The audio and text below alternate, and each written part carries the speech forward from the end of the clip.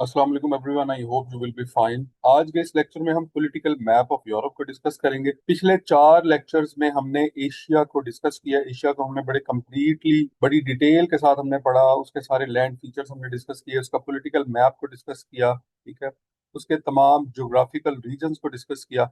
आज हम जो है वो जो सिलसिला स्टार्ट कर रहे हैं वो है पॉलिटिकल मैप ऑफ यूरोप का। यूरोप की अगर बात की जाए तो यूरोप और एशिया एक ही टेक्टोनिक प्लेट पर पाए जाते हैं, and this plate is called Eurasia. ये एक ही प्लेट है। ठीक है, क्योंकि यहाँ से इसको यहाँ कर, ये एक ही प्लेट है और इस प्लेट को क्या कहा जाता है? वो सॉरी यूरेशिया कहा जाता है। इसको, इस प्लेट को सुपर कॉन्टिनेंट भी कहा जाता है, सुपर कॉन्टिनेंट। अच्छा, अब यूरोप है कहाँ पर? यूरोप अगर इक्वेटर के हिसाब से देखा जाए तो नॉर्दर्न हेमिस्फेयर में। ठीक है, और अगर प्राइम मेरिडियन के हिसाब से देखा जाए तो ईस्टर्न हेमिस्फेयर में। तो इसका मतलब है कि ये नॉर्थ ईस्टर्न हेमिस्फेयर में है, लेकिन इसका कुछ पार्ट, ये थोड़ा सा जो है वो कुछ इलाका जो है वो वेस्टर्न साइड के पे भी है, यहाँ पर भी है। ठीक है, वेस्टर्न हेमिस्फेयर में भी। और ये कौन सा इलाका है अगर आप गौर करें तो ये आइबेरियन पेनिनसुला है, ये हम पढ़ेंगे। ठीक है, पोर्टुगल वाला रीजन है ये। इसके अलावा क्या क्वेश्चन आता है? इसके अलावा ये क्वेश्चन आ सकता है कि कौन सी लाइन जो है वो यूरोप को पास कर, यूरोप को जो है वो कौन सी लाइन यहाँ से गुजरती है? तो यूरोप जो है उसको सिर्फ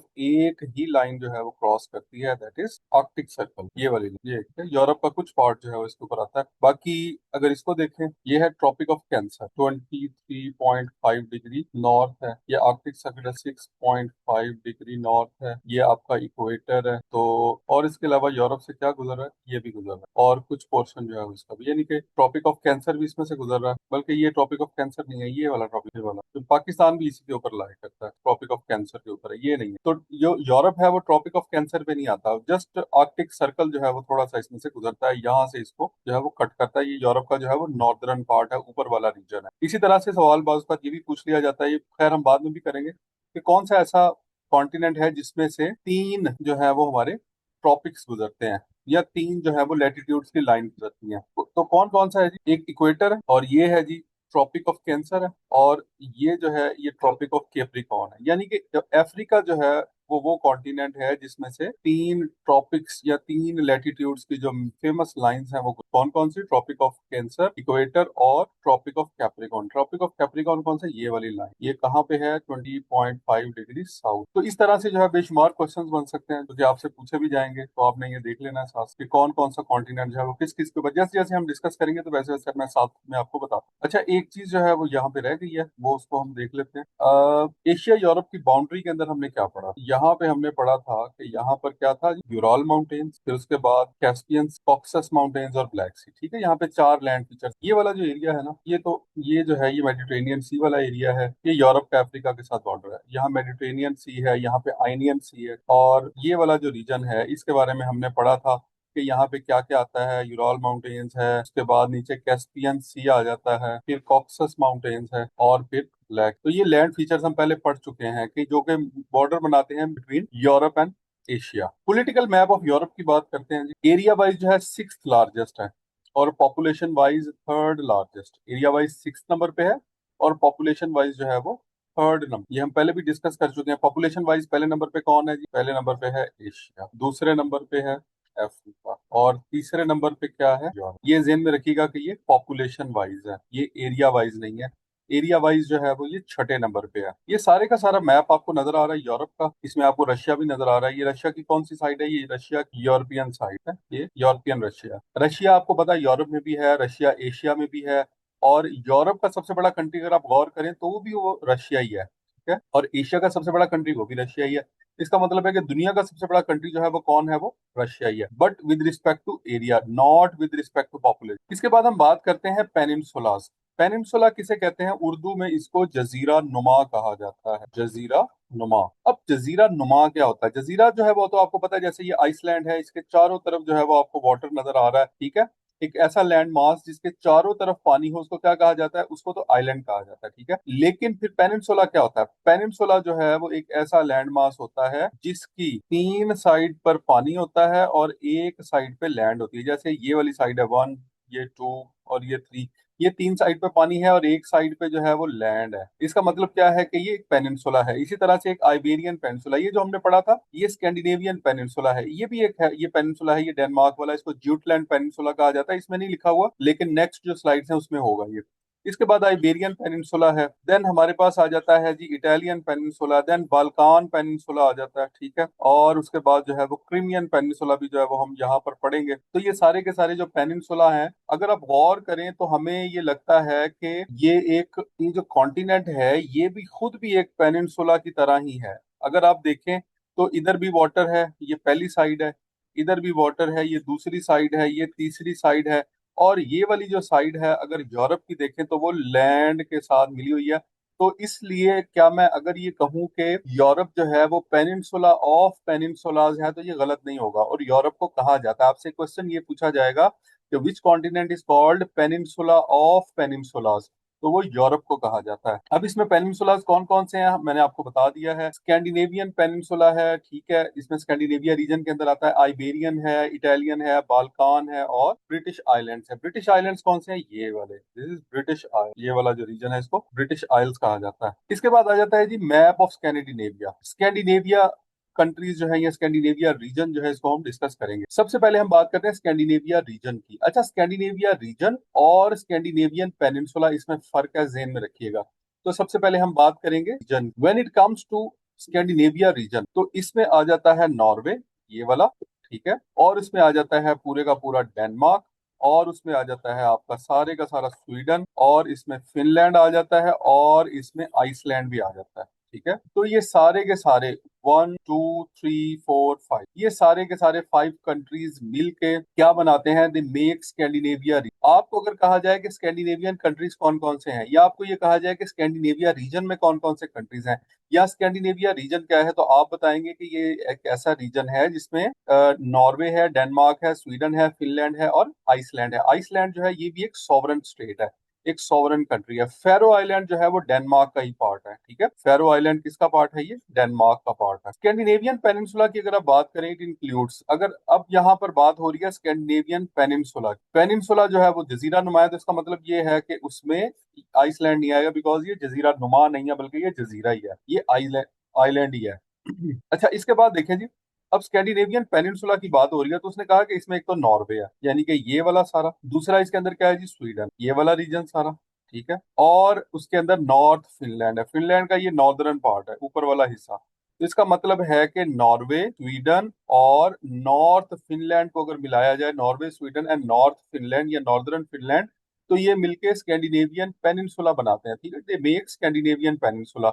तो अब आपको पता लग गया कि आपको स्कैंडिनेवियन कंट्रीज अगर कहा जाए तो भी आपको पता होना चाहिए, स्कैंडिनेवियन पेनिनसुला की बात की जाए तो तब भी आपको पता होना चाहिए। इसके बाद हम बात करते हैं ब्रिटिश आइल्स की या ब्रिटिश आइलैंड्स। यहाँ पे एक बहुत ही इंपॉर्टेंट क्वेश्चन है, इंटरव्यूअर का मोस्ट फेवरेट क्वेश्चन है ये। वो कहता है आपसे कि जी यूनाइटेड किंगडम, ग्रेट ब्रिटेन और इंग्लैंड में फर्क बता दें। मोस्ट ऑफ द टाइम ये होता है कि हम ये कहते हैं कि हम इन चीजों को इंटरचेंजेबली इस्तेमाल कर रहे होते हैं, एक की जगह दूसरे को, हम कहते हैं यूके जा रहे हैं, या हम कहते हैं कि जी ब्रिटेन जा रहे हैं, या हम कह रहे हैं जी इंग्लैंड जा रहे हैं, तो इंटरचेंजेबली यूज कर रहे होते हैं। हालांकि ये जो सारी की सारी टर्मिनोलॉजीज हैं एक दूसरे से बहुत मुख्तलिफ हैं। अगर when it comes to United Kingdom तो इसमें इंग्लैंड आ जाता है सबसे पहले, ये आपका मेनलैंड इंग्लैंड, ये आपको येलो कलर में नजर आ रहा होगा, दिस इज इंग्लैंड। उसके बाद आ जाता है जी स्कॉटलैंड, ये पिंक कलर में जो आपको नजर आ रहा है, this is Scotland. Then Wales आ जाता है, ये ग्रीन कलर वाला सारा वेल्स है। और उसके बाद कौन सा रीजन है जी, नॉर्दर्न आयरलैंड है। नॉर्दर्न आयरलैंड, ये आयरलैंड का ऊपर वाला पोर्शन जो है ये नॉर्दर्न आयरलैंड है, ठीक है। तो अगर ये region Scotland, England, Scotland, Wales और नॉर्दर्न आयरलैंड, इसको अगर मिला लिया जाए तो इसे यूनाइटेड किंगडम कहा जाता है। ये सबसे बड़ा रीजन है इस एरिया के अंदर, ठीक है। यानी कि ब्रिटिश आइल्स के अंदर जो बड़ा रीजन है उसको यूनाइटेड किंगडम कहा जाता है। जैसे यूनाइटेड स्टेट्स ऑफ अमेरिका है ना, जिसमें सारी की सारी 50 की 50 स्टेट शामिल है, इसी तरह से यूनाइटेड किंगडम जो है उसके अंदर भी सारे के सारा रीजन जो है वो शामिल है। इसमें इंग्लैंड, स्कॉटलैंड, वेल्स और नॉर्दर्न आयरलैंड, इसमें यानी कि 4 जो है वो रीजन शामिल है। इसके बाद हम बात करेंगे ग्रेट ब्रिटेन। तो ग्रेट ब्रिटेन की अगर बात करें तो इसमें क्या कुछ आ जाता है, इसमें आएगा जी इंग्लैंड। अब ग्रेट ब्रिटेन जो है ये जस्ट आइलैंड, इंग्लैंड है, स्कॉटलैंड है और वेल्स है, यानी कि ये जस्ट आइलैंड है, ये वाला ये पूरा एक आइलैंड है ना, ठीक है। ये इस आइलैंड को क्या कहा जाता है, इसको ग्रेट ब्रिटेन कहा जाता है। इस आइलैंड को क्या कहा जाता है, ग्रेट ब्रिटेन कहा जाता है। अब जो आयरलैंड है वो एक सेपरेट है, बिल्कुल ठीक है, वो एक सेपरेट आइलैंड है, वो इसका पार्ट नहीं है, ठीक है। इसके दरमियान में जो है वो वाटर है, तो इसलिए हम कह सकते हैं कि ग्रेट ब्रिटेन जो है वो आइलैंड का नाम है। यूनाइटेड किंगडम हो एज अ होल जो है वो इस रीजन को कहा जाता है। और अगर इंग्लैंड की बात करें तो ये येलो कलर में आपको नजर आ रहा है, सिर्फ ये इंग्लैंड। तो अब आपको अंदाजा हो गया होगा कि यूनाइटेड किंगडम क्या है, ग्रेट ब्रिटेन क्या है और इंग्लैंड क्या है। इस मैप के अंदर भी जो है वो इसको एक डिफरेंट एंगल से शो किया गया है, यू कैन वॉच। नेक्स्ट हमारे पास आ जाता है जी map of Iberian peninsula. Iberian peninsula है कहाँ पर, अगर आप गौर करें, अगर मैं बिग मैप के ऊपर चला जाऊं जो हमने शुरू शुरू में देखा था, तो यहाँ पे अगर आप गौर करें तो आइबेरियन पेनिनसुला कहाँ पे है, तो बच्चों ये वाला आइबेरियन पेनिनसुला है, ये वाला, ये रीजन है, ये मेडिटेरेनियन सी के ऊपर वाला पोर्शन है। ये नीचे जो है वो मोरक्को वगैरह है, ठीक है, ये मोरक्को और इजिप्ट वगैरह वाला रीजन है, ठीक है। ये नीचे अफ्रीका है, ये अफ्रीका है, और ये मेडिटेरेनियन सी है, ये स्ट्रेट ऑफ जिब्राल्टर हमने पढ़ी थी। उससे ऊपर वाला जो रीजन है, दिस रीजन इज कॉल्ड, क्या कहा जाता है इसको, आइबेरियन पेनिनसुला कहा जाता है।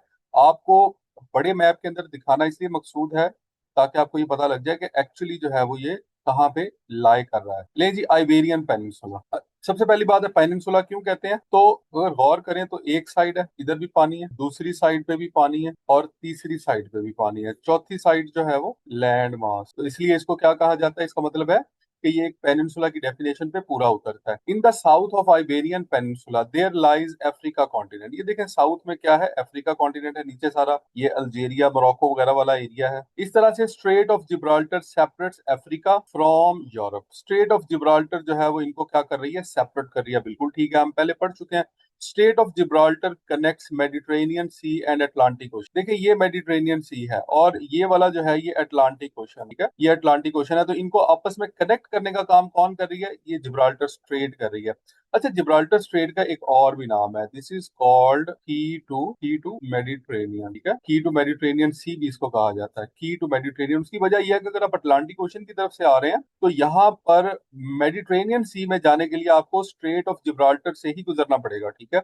अब आप मुझे जो है वो यहाँ पर, मैं स्ट्रेट की आपको डेफिनेशन नहीं बताऊंगा, पहले बता चुका हूँ। अब आप मुझे कमेंट सेक्शन में बताएं कि स्ट्रेट क्या होती है, स्ट्रेट की डेफिनेशन जरा सब लोग देखें और मुझे बताएं। नेक्स्ट हमारे पास आ जाता है, ये कौन सा रीजन है, this is a map of Italian peninsula. ये इटालियन पेनिनसुला है बच्चों, यहाँ पे कौन कौन से रीजन्स हैं। अच्छा, ये इटली जो है ये लॉन्ग शूज की तरह नजर आता है, अगर आप गौर करें तो जो लॉन्ग शूज होते हैं उसकी तरह ये आपको नजर आता है। ये नीचे सिसली जो है ये बीसी का पार्ट है, ठीक है, ये वाला जो है सिसली, यहाँ पे माउंट एटना है, ये बड़ा फेमस है, इसको हम पढ़ेंगे ये क्या है। तो ये सिसली जो है ये भी एक जजीरा है और ये इटली का ही पार्ट है, और ये बड़ा इंपॉर्टेंट है, बड़ा इंटरेस्टिंग है, इसके बारे में मैं आपको बताता हूँ। अच्छा, अब इसमें कंट्रीज कौन कौन सी हैं, इटली है, इसमें आपको मेनलैंड इटली नजर आ रहा है, उसके बाद सैन मेरिनो आपको नजर आ रहा है, सैन मेरिनो छोटा सा कंट्री है।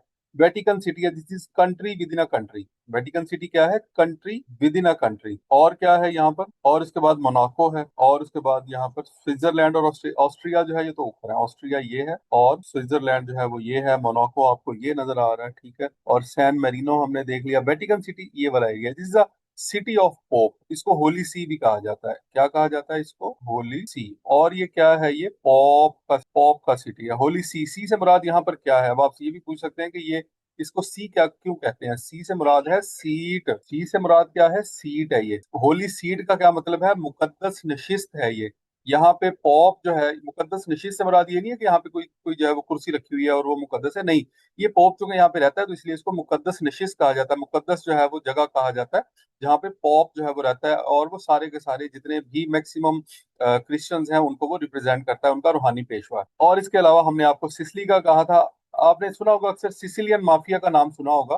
तो वो सिसिलियन माफिया जो है वो इसी एरिया के अंदर जो है वो पाए जाते थे। ये जो एरिया है ये बड़ा बदनाम जमाना है, था किसी जमाने में, अभी भी काफी हद तक है कि यहाँ मंशियात और अंडरवर्ल्ड के जो है वो बहुत बड़े बड़े अड्डे होते थे, ठीक है। तो इस वजह से जो है ये एरिया जो है वो बड़ा बदनाम रहा है। तो मंशियात के हवाले से जो है वो ये एक ड्रग हेवन के तौर पर भी जाना जाता रहा है। इसके बाद हम बात करेंगे जी बाल्कान पेनिनसुला की। अब आपको मैं दिखा दूं कि बाल्कान पेनिनसुला एक्चुअली कहाँ पर है, ताकि आपको पता चल जाए कि जो आपका बिग पिक्चर है उसके अंदर बाल्कान जो है रीजन कहाँ पर आ रहा है। अगर यहाँ की बात की जाए तो अगर आप गौर करें तो ये बाल्कान पेनिनसुला है, दिस इज बाल्कान पेनिनसुला। अब यहाँ पे आपने क्या देखना है, आपने सिर्फ ये देखना है कि सी कौन कौन से हैं, कंट्रीज कौन कौन से हैं, बस, इसके अलावा और कुछ भी नहीं देखना। एड्रियाटिक सी है जी, इसकी वेस्टर्न साइड पे या साउथ वेस्टर्न साइड पे एड्रियाटिक सी है। उसके बाद इसकी सदर्न साइड पे आइनियन सी है, फिर इसकी सदर्न साइड पे जो है वो एजियन सी है, ठीक है। और ईस्टर्न साइड पे इसके ब्लैक सी है। इन बाल्कान पेनिनसुला देयर लाइज, कौन कौन से कंट्रीज हैं जी? स्लोवेनिया है, क्रोएशिया है, बोस्निया एंड हर्जेगोविना है, सर्बिया है, मॉन्टीनेग्रो है, कोसोवो है, मैसिडोनिया है, अल्बानिया है, ग्रीस है, बल्गारिया है, टर्की का जो है वो कुछ पार्ट है, ये थ्रेस वाला पार्ट है, यूरोपियन टर्की है ये रोमानिया है, और मोल्डोवा है। ठीक है, तो ये वो सारे के सारे कंट्रीज हैं जिनको बाल्कान पेनिनसुला का पार्ट कंसीडर किया जाता है। तो जस्ट आपने ये कंट्रीज देखने और ये देखने हैं कि कौन कौन से रिवर्स इसको बॉर्डर कर रहे हैं। इसके बाद बात करते हैं जी ईस्टर्न यूरोप। अब ईस्टर्न यूरोप के अंदर कौन कौन से कंट्री हैं ये भी देख लेते हैं। ईस्टर्न यूरोप जो है वो क्या है? Surrounded by Baltic sea and black. अगर यूरोप की ईस्टर्न साइड यानी राइट साइड पे जो अगर यूरोप को देखा जाए तो वहां पर कौन कौन से कंट्रीज आपको नजर आए? तो यहाँ पर आपको एक तो रशिया नजर आएगा जो कि यूरोपियन रशिया है, ऑब्वियस ये वाला। और उसके अलावा आपको यूक्रेन नजर आता है जो कि किसी जमाने में रशिया का ही पार्ट था। इनके दरमियान में आजकल जंग चल रही है।